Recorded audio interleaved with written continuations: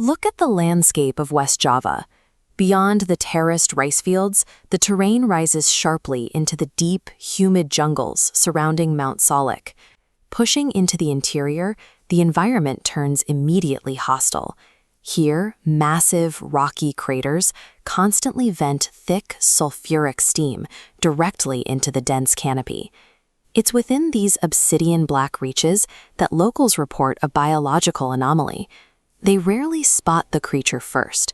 Instead, they hear it, a booming, low-frequency cry, a guttural ahool that physically vibrates through the soil beneath their feet. For centuries, Javanese folklore attributed this sound to the Ahool, a monstrous forest guardian emerging from steaming craters under the cover of the new moon.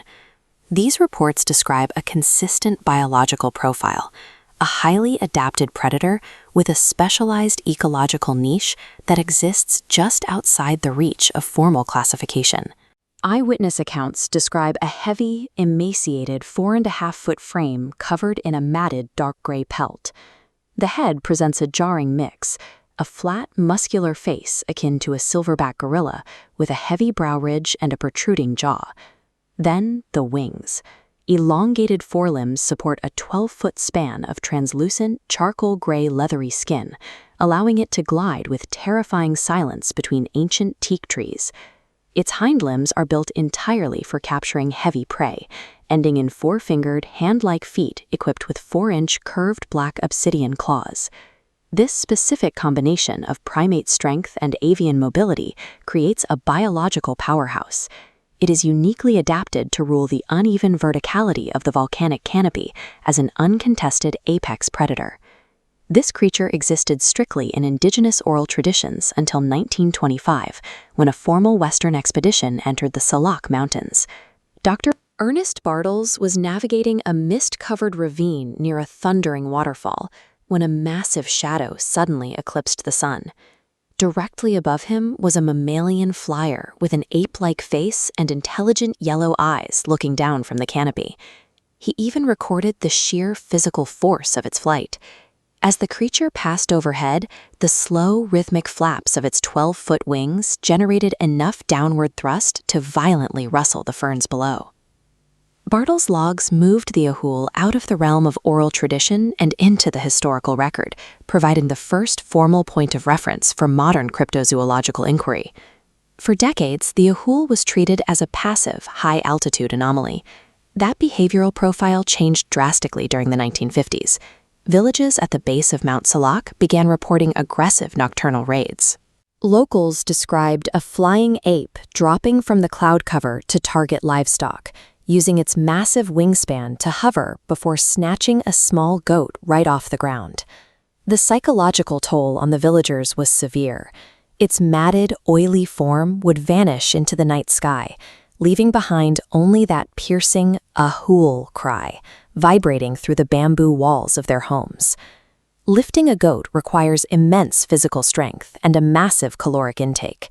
These raids proved the Ahool subsists as an active hunter of heavy mammals, eliminating any theory that it survives purely on jungle fruit. Looking at these early journal sketches, we see the extent of the evidence available for nearly a century. Detailed anatomical drawings pieced together alongside localized trauma. But today, the search has moved past hand-drawn records.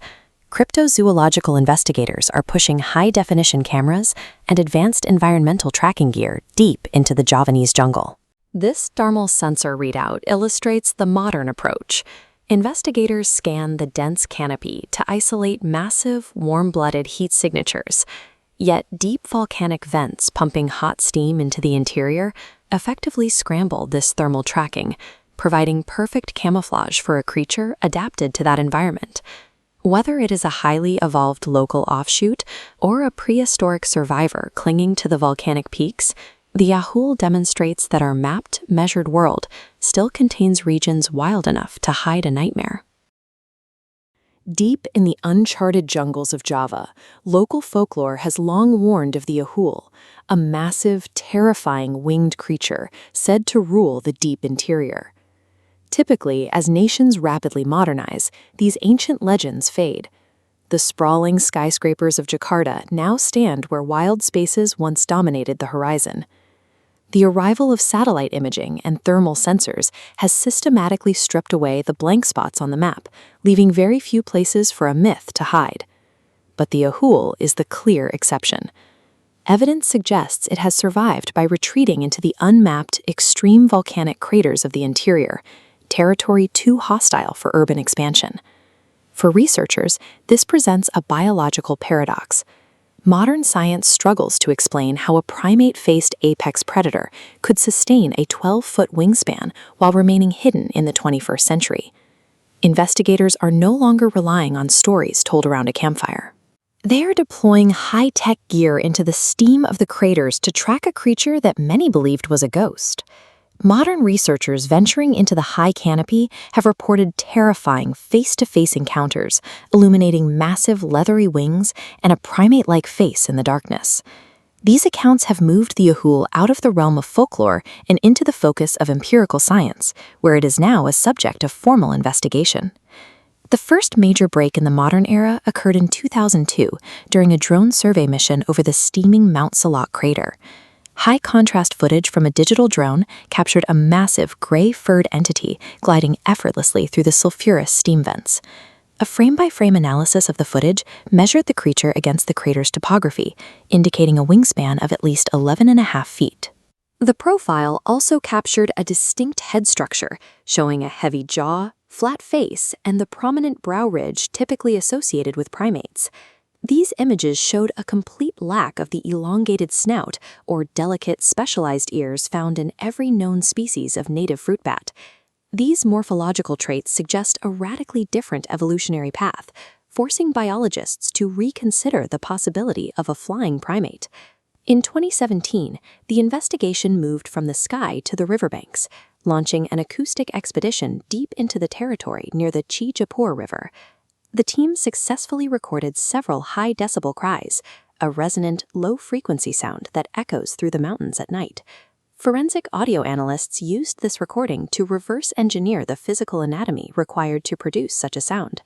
The frequency analysis points to a creature with a barrel-chested anatomy and a height of roughly 4.5 feet to achieve this specific resonance.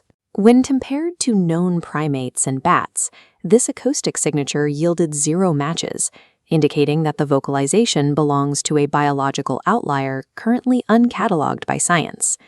In 2021, a high-altitude climbing team discovered an abandoned nest on a jagged obsidian cliff, providing a new opportunity for physical analysis. Recovered from the jagged rock face were several long, coarse, slate-gray hairs snagged in the obsidian. Microscopic analysis of the samples revealed a unique hollow core structure, an evolutionary trait specifically adapted for high, freezing altitudes. DNA sequencing of the hair follicles provided the ultimate test to determine the creature's place on the evolutionary tree. The genetic markers did not align with any species of bat or primate cataloged in the Indonesian archipelago. The presence of unclassified, specialized cellular material suggests a lineage that has evolved in total isolation, far from the reach of traditional biological surveys.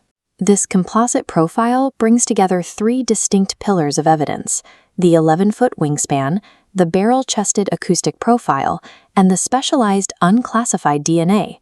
Comparing these findings to a baseline like the orangutan shows just how far this creature's physical structure has deviated from standard primate biology. Similarly, when compared to typical megabats, the Ahool's sheer scale and cranial density suggest a completely different anatomical framework. Researchers are now weighing 3 hypotheses.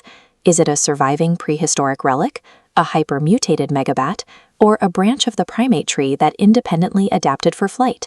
Modern humanity often assumes that every corner of the globe has been mapped, paved, and fully categorized. Yet, the volcanic peaks of Java serve as a reminder that extreme environments can still act as final sanctuaries for ancient biology. As long as that low-frequency cry reaches the valleys from the steam-filled peaks, the Ahool persists as a biological enigma in the Indonesian night.